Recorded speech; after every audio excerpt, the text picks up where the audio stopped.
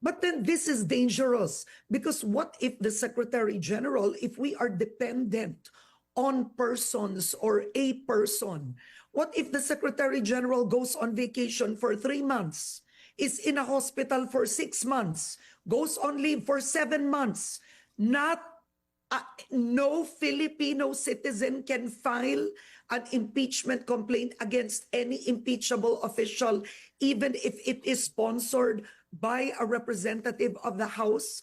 Because ganun po ang lumalabas dito ha. We are technically being outsmarted by the law. Nagiging technicality ay wala siya.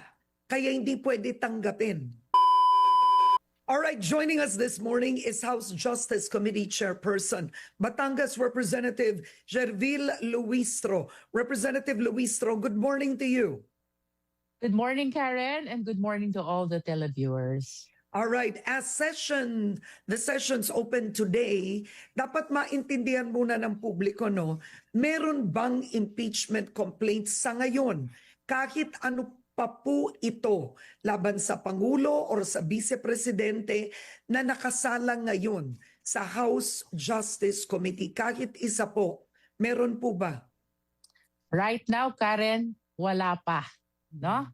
And what I confirm, it is the first impeachment complaint against the President, which was referred already to the Office of the Speaker. Aside from that, wala na pong iba. Okay, so let's start with this. There's the first impeachment complaint that has now been referred to the Office of the Speaker. Does the Office of the Secretary General have the right not to accept an impeachment complaint, any impeachment complaint, just because the chief is out of the country? You know, Karen, that is a concern that falls squarely to the judgment of the Secretary General as to how she's going to exercise the power or duty to accept the impeachment complaint and to refer the same immediately to the Office of the Speaker, given the fact that she was outside on an official business, no? Of course, I totally agree that that is ministerial for as long as it is signed, verified, and sponsored by a House member. However, during the time that the same is being filed with the Office of the Secretary General, she was out of the country on official business. And the officer next in line, of course, for me at least, I would understand how sensitive impeachment complaint is. And if there is no clear instruction, clear authority to accept the same, even myself would be apprehensive to exercise that judgment. But what is clear with the rules? The rules state that it should be endorsed to the Office of the Secretary General. The office. The office involves a function of a whole office, right? It is ministerial at hindi nakasalalay sa isang tao. The chief of the office is not the whole office. So yan yung tanong ko. Hindi po ba malinaw? Kasi dinala po ito, di ba, sa Korte Suprema, not the same problem, but the office making discretionary decisions on how to treat impeachment complaints. This was brought precisely to the Supreme Court. Well, as to the rules, I agree with you. It should be filed with the Office of the Secretary General. However, merong intervening facts eh. The intervening facts is that the Secretary General is not physically present and the one next in line refused to exercise judgment over the matter. So given the set of facts, I think the best person to address this question as to how it should be received concerning that she is out on an official business should be Secretary General Cheloy Garafil. But then this is dangerous because what if the Secretary General, if we are dependent on persons or a person, what if the Secretary General goes on vacation for 3 months, is in a hospital for 6 months, goes on leave for 7 months, not no Filipino citizen can file an impeachment complaint against any impeachable official, even if it is sponsored by a representative of the House? Because ganun po ang lumalabas dito ha. It's we are technically being outsmarted by the law. Nagiging technicality ay wala siya. Kaya hindi pwede tanggapin.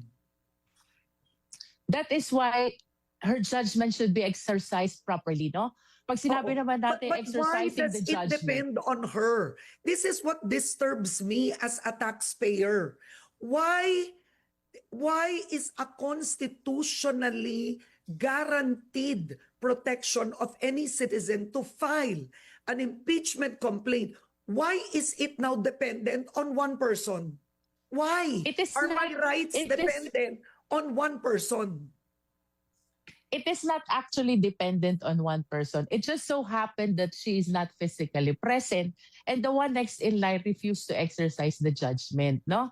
And Yeah, I think what But is does it make pertinent it there, dependent on people? Shouldn't the institutions be strong enough, right, to actually have the democratic process be practiced?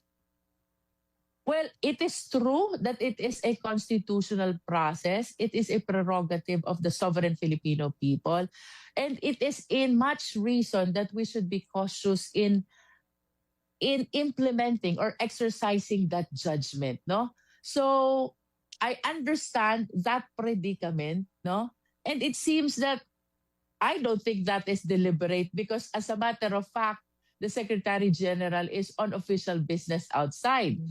I don't know if there was prior communication that during that day, dadating itong mga complainants to file those impeachment complaints. Because if so, that will be a different matter, no? But I don't hear from the news na merong prior communication na ganyan. What I'm saying, Karen, is yes, it is ministerial. Yes, it is a constitutional process, no? But it must be exercised with caution as well. And that is the reason why the person next in line, I believe, was so apprehensive about exercising that judgment. Because this impeachment complaint is so sensitive that it entails the extraordinary power of the Filipino people, in which case, yung judgment ng Secretary General is very crucial as to how it will be done concerning that she is out on an official business. We Yeah. did not say But I that she think the should. Supreme Court has already proven in its previous decision that the Secretary General, you keep saying, is crucial, but it is that discretionary attitude of a Secretary General that the Supreme Court laid out that they've overstepped their bounds. Remember with the Duterte impeachment, although pag-uusapan natin yan, ang point dito is this: they should not have any discretion. It's ministerial. Once it is signed, and you said another one, representative, verified, right? Correct. They should not have an opinion on the matter. That's the point I'm saying, right? It should be clear, ministerial, signed, verified. The Secretary General has no right to make decisions on anything regarding that. That's my point. It's not crucial on her end. It is not. It's crucial on your end as the chief of the Justice Committee, not hers. It is actually, you are very much correct about that, no? Hindi siya ministerial. It does not depend on the prerogative of Wala the... siyang prerogative po dito, ma'am. Correct. You are correct. But the thing is, she is not physically around. And the one next in line refused to exercise judgment. Okay, That's now, what they made have the that situation choice? crucial. So yan ang tanong ko po. Do they have that choice? Parang ganito po yan. Kung yung chief ng PNP po ay nagbakasyon o wala, nangangahulugan ba, may discretion ang kanyang mga tauhan hindi ipatupad ang warrant of arrest. It is the same situation. What you're telling the Filipino people now is that one person has discretion. Wala po siya eh. So the office can't act. Kasi we are back to the No. same Duterte problem. That judgment, Karen, is crucial as to that particular instance on how we're going to exercise it, considering that she is outside on an official business. But definitely, wala siyang prerogative to choose whether to accept or not. Wala siyang discretion to decide whether to refuse or to accept, because this is entirely ministerial. However, given the set of facts na tumanggi nga yung person next in line to exercise the judgment, that becomes crucial on the part of the SecGen. Paano mo i-exercise yung duty na yan? Ayaw i-discharge yung faction ng the person next in line, no? Okay. But definitely, we have no issue about that being a ministerial duty of the Office of the Secretary General. Okay, so my next question are two things. Did they have to turn it away? Couldn't the office have accepted it, called the Secretary General, the next in line, and say, "Ma'am, may dumating po dito na impeachment complaint.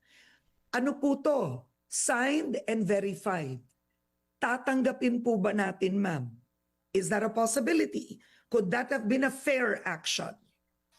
I cannot actually comment on that, Karen, no? Because I do not belong to the Office of the Secretary General. I am not a privy to whatever communication is happening between the one next in line and with SecGen Cheloy Garafil, no? And that is why it is important for the SecGen to comment on this particular issue, because this is a function, a power, a duty that exclusively belongs to the Office of the Secretary General. And the reason I think that people are quite concerned, because people are aware of Secretary General Cheloy Garafil's relationship with this administration, right? That is one. So you have citizens questioning the independence of the Office of the Secretary General. So it's incumbent upon the OSG to appear independent and for the Filipino people on this matter. So that's one. Number two, ma'am, the session has opened today. The Makabayan Bloc, the second impeachment complaint, they've announced they will try to refile it today. What happens if the Office of the Secretary General is still not there? If the Secretary General is still abroad? Let's go to your first question, no? You are very much correct. All of us must appear independent, no? Kung tawagin natin sa batas, code neutrality, no? But nonetheless, no, this is our duty. At bagaman si SecGen Cheloy Garafil is perceived as with the administration concerning the function that she's discharging right now, I am conscious, and she should be conscious as well about that impartiality, no? So at least for us in the Congress, si SecGen, even perhaps the Speaker, and myself as Chairman of the Justice Committee, I am conscious, and I hope they are conscious as well about that independence and impartiality in as far as discharging our function in relation to impeachment process is concerned. No, that is in spite of the fact that we know we are prone to different perceptions of the people around, especially those who are very much politically inclined. No, to your second question, again, I cannot answer that, Karen. No, if the Makabayan Bloc will be coming to the office of SecGen and the SecGen is still not around, but I hope she's around already. No. Well, it depends again on the people composing the Office of the Secretary General. Who knows? Baka may instruction na. Otherwise, we might be facing the same predicament, no? That is why the presence and the comment and the judgment on the matter at least, not on the specific act of receiving or not, because we are clear on that, that is ministerial, is very important for Secgen Garafil to exercise. All right. Now, ma'am, take us through the process because your position as the chairperson of the House Committee on Justice is very powerful. And we're talking about two of the most powerful officials in the land, the president and possibly soon an impeachment complaint against the vice president. So makapangyarihan po ang posisyon ninyo. Ano po ba, ma'am, ang proseso? So yung unang impeachment complaint laban sa Pangulo, nasa office na po ng Speaker. Pagkatapos po nun, ano ang mangyayari po, ma'am? Siguro maganda, Karen, we start with sharing with our countrymen, no? Two different modes in filing an impeachment complaint. Okay? So yung number one po is by a private individual, is sponsored by a House member, which is similar to the first case of impeachment against the President, which is now pending before the office of the Speaker. No? The other way of utilizing this mode is by a complaint filed by a House member himself. Okay? So that is for the first mode. For the second mode, it can be filed by at least 1/3 of the members of the House. Yun pong second mode, that is the mode that was utilized in the impeachment complaint against the Vice President, now pending motion for reconsideration before the Honorable Supreme Court. No? So punta muna po tayo dun sa first mode. Dun po sa first mode, from SecGen, she has to transmit it to the Speaker, quote-unquote, immediately. From the office of the Speaker, he has a period of 10 session days to transmit the same to the plenary. From the plenary, all the members have a period of 3 session days to the Justice Committee. Ulitin ko ha, from Speaker to plenary, 10 session days. From plenary to Justice Committee, 3 session days. Pagdating po sa amin, we have 5 steps to do the entire process. 1, determination of sufficiency in form. Second, determination of sufficiency in substance. Third, we have to determine, based on all the pleadings gathered, whether there is sufficient basis for impeachment complaint. Fourth, we will proceed to hearing proper, where we will be inviting the complainant, the witnesses, and even the respondent. I'm often asked, what if the respondent refused to come? It's okay. It's actually his discretion. Like any other right to be present to the hearing, if he doesn't come, it means he's waiving his right to appear the hearing or to attend the hearing. After the hearing proper, Karen, we will proceed to the last step. That is the determination of whether or not there is probable cause supporting the impeachment complaint. Whatever the decision is of the Justice Committee, we have to transmit our committee report to the plenary, which will be subject to the approval of at least 1/3 of the members of the House. If it is on the affirmative, kung ang inapprove nila is a report na may probable cause, that calls for transmittal already to the Senate. But if the approval is a report which says no probable cause, then that officially dismisses the impeachment complaint. For clarity, Karen, what's gonna happen in the Justice Committee is not yet a trial. If we will compare it to a court proceeding, that is synonymous or analogous to a preliminary investigation. The main objective is to see whether or not there is probable cause supporting the impeachment complaint. Okay? So that is in as far as the first mode is concerned. Now we go to the second mode. Okay. The one supported by at least 1/3. No? Yeah.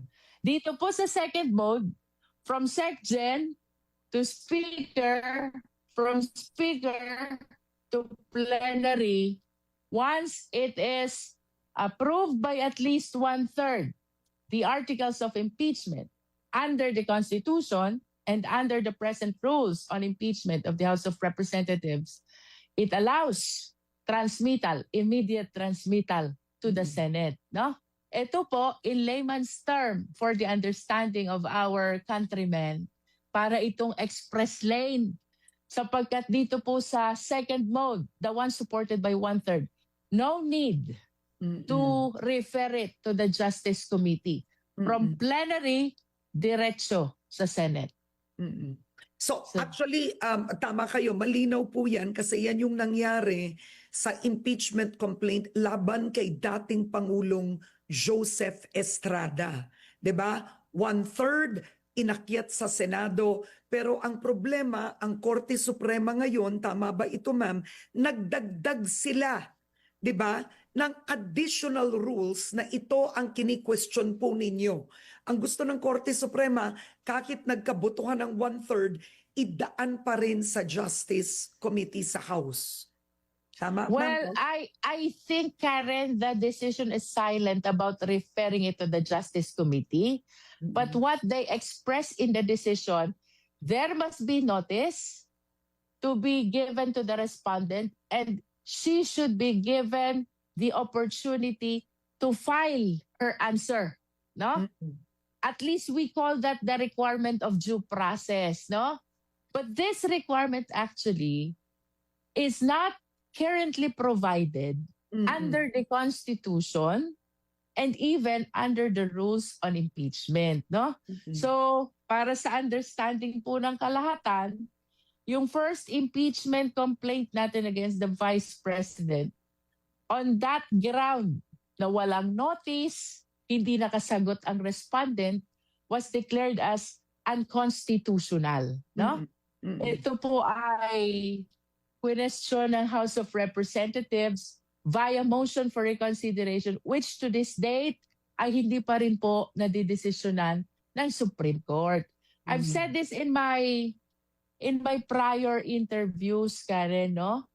Medyo mahirap if the people are saying, if the people are anticipating that there will be a second impeachment against the Vice President, and if it will be under the second mode again, the one supported by 1/3 at least, medyo mahirap yung question na which direction are we going to take, no? Of course, we give our highest regard to the Supreme Court. They are the final arbiter of all the controversies concerning the implementation and interpretation of the laws. However, given the fact na unresolved pa siya, kung magkakaroon ng second, the question really is, which rule are you going to apply? Karen. Okay. Oo. So, pag-usapan po natin itong impeachment complaint ulit laban kay Pangulong Marcos Jr. Paano po ma'am if a second complaint is accepted by the Secretary General today, right? And under the rules, the Secretary General should immediately transmit that to the Office of the Speaker. Is the Office of the Speaker or is it the House Justice Committee who decides to consolidate the complaints? When does that happen in the process? As to who decides on the consolidation, it is the Justice Committee. Okay. As to when will it will happen after the referral, no?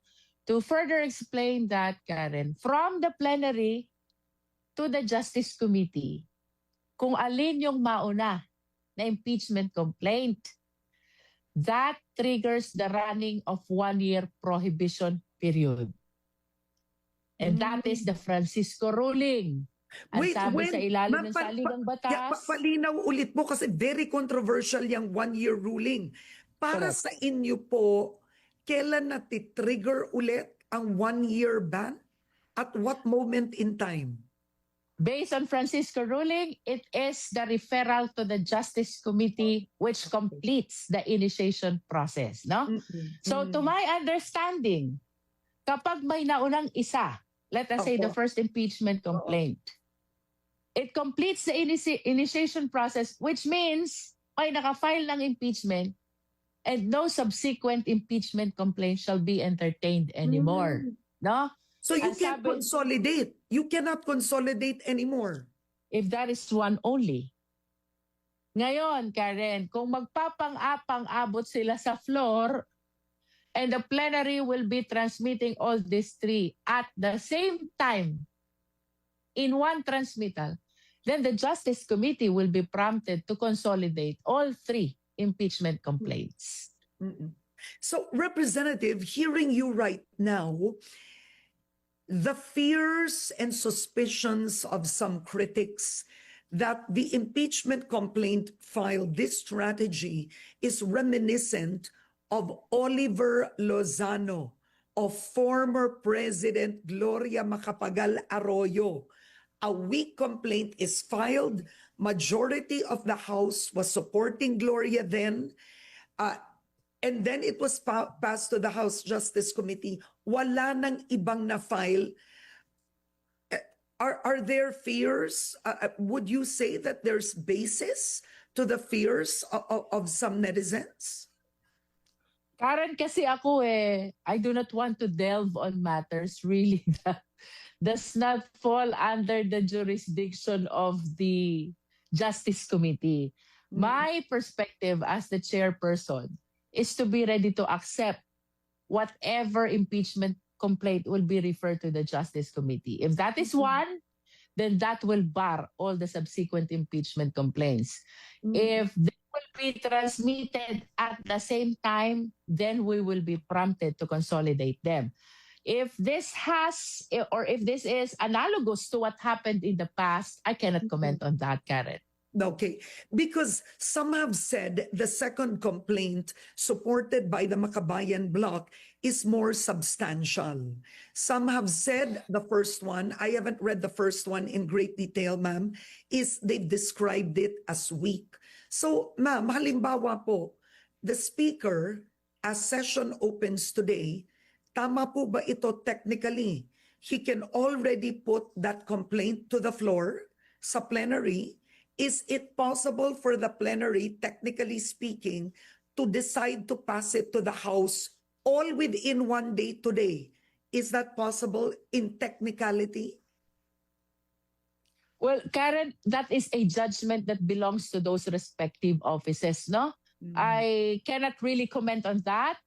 Merong duty si Speaker to transmit it within 10 session days. Of course, you will understand 10 session days is so long. As to the timeliness, as to when he will be transmitting the first, the second, or the third, that judgment must be exercised by the Speaker. With regards to the referral to the Justice Committee, we are 313 members of the House of Representatives, and it really depends on them, on how they are going to transmit, and as far as the timeliness in exercising that 3 session days is concerned, the same to the Justice Committee. Okay. Would it be within the Speaker's office, his power within the office? I'm asking you, Representative, about understanding the process. As long as it covers the 10 session days for the Speaker to choose to wait, to accept the second impeachment complaint. Kasi yung kay na Mike Defensor, yung pangatlo, sinabi na po nila hindi na daw sila magsasubmit ulit. Hindi na daw. So itong pangalawa, nasa kapangyarihan po ba ng Speaker na sabi niya, hihintayin ko yung pangalawa kung gusto niya? Well, Karen, since he is given a period of 10 session days to include the impeachment complaint in the order of business of the plenary, it depends on his judgment. Kung anong gagawin niya, hihintayin ba niya yung pangalawa? Or uunahin ba niya yung nauna, considering na naka-refer na ito sa office niya? It depends on his judgment. Kasi ang sinasabi niyo po ba, ma'am, the activation of the one-year ban starts exactly when the impeachment complaint lands or is submitted to the House Justice Committee? Kasi paano po yung dalawa sa consolidation? Dapat po ba sabay sila eksakto masubmit sa inyo? What if yung isa po na submit ng Tuesday, tapos yung isa po na submit ng Wednesday next week? I'm just giving an example. When does the ban start activating? Karen, the ruling in Francisco is very clear, no? It is the referral to the Justice Committee which completes the initiation process. So once the first impeachment complaint, let us assume, no, has been referred to the Justice Committee, it is no longer possible for us to accept the second or the third, no? Now, if they will be referring it at exactly the same time, sabay-sabay, then our option will be to consolidate all of them. Thank you for making that clear. So it would mean too that if the House does not want an impeachment complaint to prosper against any officer, they can refer to you the weak complaint immediately. Karen, as far as we are concerned, no, we are bound by our constitutional duty, no? So we just exercise whatever our function and duty in as far as whatever impeachment complaint is transmitted to us, no? But there is no discussion at all about those mechanisms because we are very much conscious about our constitutional duty as far as impeachment process is concerned. Okay, now I want to ask you, you're in a very, I would have to say, special position right now, and it's quite interesting because in your career, the impeachment complaint against Vice President Sara Duterte, you were a House prosecutor. Tama ako, ma'am, no? You were one of the 14 House prosecutors. Ngayon naman, kayo po ang chairperson ng House Committee on Justice na posibleng tumanggap ng complaint against President Marcos Jr. How can you assure the Filipino public, because you are playing two very important roles with, frankly speaking, two specific and very different interests? Some might say you would have a bias for President Marcos Jr. You already would have a bias against the Vice President because you were once a House prosecutor for her impeachment complaint.